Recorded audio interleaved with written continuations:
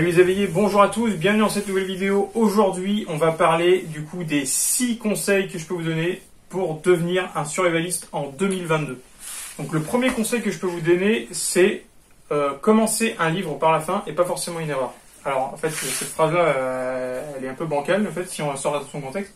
En fait, c'est ce que je veux dire, c'est quand vous vous lancez dans une préparation, il n'y a pas de numéro 1, numéro 2, etc.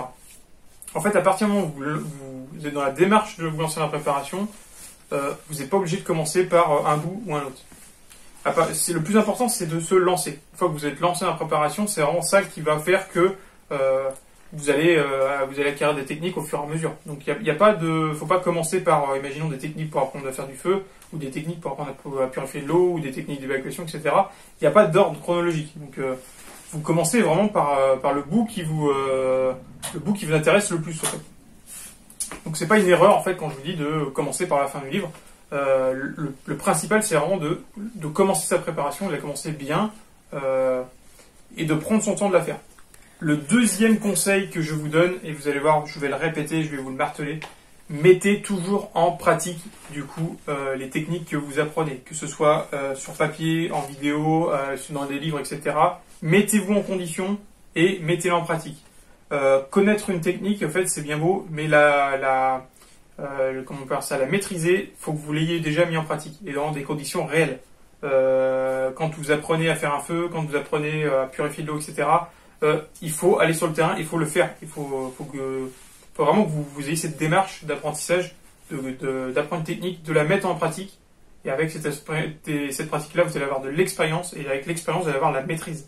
La maîtrise, c'est capable de reproduire une technique dans n'importe quelle condition, et surtout de pouvoir la transmettre à quelqu'un d'autre. Là, à partir de ce moment-là, vous êtes dans la maîtrise.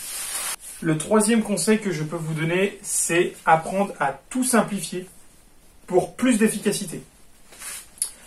Une technique qui va être simplifiée va être plus efficace et plus rapide qu'une technique hyper compliquée, hyper complexe, etc.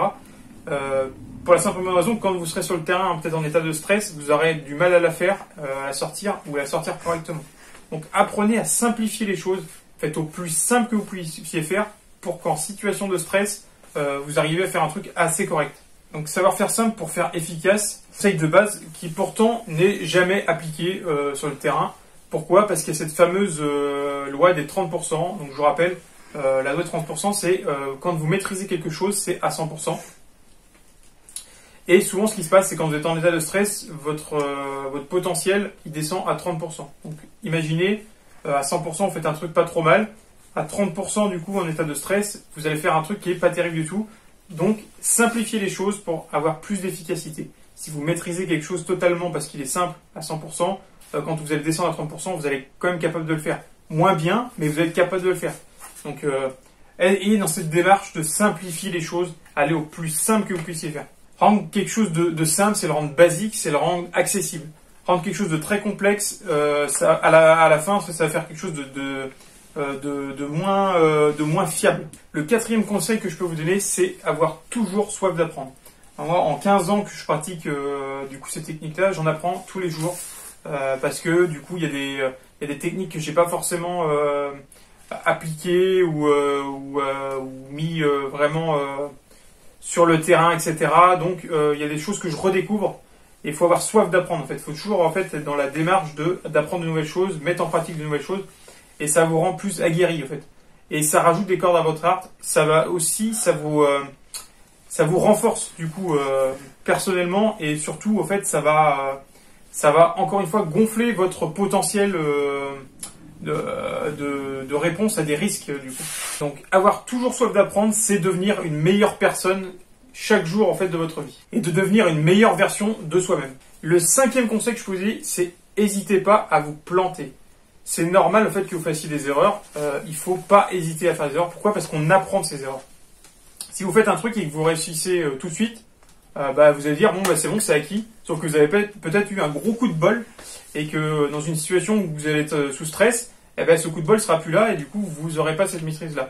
Par contre, si vous êtes planté plusieurs fois, vous allez pouvoir acquérir de l'expérience, parce que vous allez dire écoute, là ça s'est mal passé parce qu'il y a eu ça. Donc je corrige. Il y a eu ça, du coup ça s'est mal passé, donc je corrige aussi, etc. et du coup vous allez avoir un aboutissement qui va être plus facile. On dit toujours qu'en fait on apprend plus facilement dans la douleur, on apprend plus facilement dans l'erreur, parce que on n'a pas envie de reproduire les mêmes erreurs. Donc vaut mieux faire toutes les erreurs maintenant alors que vous n'êtes pas en état de stress, vous n'êtes pas en danger, et du coup vous allez progresser plus vite. Donc n'hésitez pas à vous planter. Pour se planter, il faut faire quoi? Eh bien il faut aller sur le terrain, il faut essayer, il faut se mettre en condition. Vous vous plantez, mais au moins vous plantez, vous avez la possibilité du coup de corriger le tir. Donc n'hésitez pas à vous planter. On apprend toujours plus de ses erreurs du coup que de ses réussites. Le dernier conseil, le 6e que je peux vous donner, c'est de vous rappeler que c'est à la portée de n'importe qui. C'est à la portée des jeunes, des vieux, des enfants, des adultes, des gens qui habitent en plein milieu de Paris dans un appartement de 12 mètres carrés, qu'un mec qui est en plein milieu de la Cambrousse et qui a 50 hectares. C'est vraiment à la portée de n'importe qui. Maintenant, il faut apprendre à créer une stratégie, à être dans l'apprentissage, dans la mise en pratique, etc. Et c'est pas réservé à certaines personnes ou à d'autres parce qu'elles ont un état d'esprit ou alors un rythme de vie, etc. C'est vraiment abordable à n'importe qui. Maintenant, il faut accepter de faire la démarche de l'apprentissage et de la mettre en pratique. Et surtout d'apprendre à réaliser des stratégies de survie qui sont réalistes. N'oubliez pas l'adaptabilité.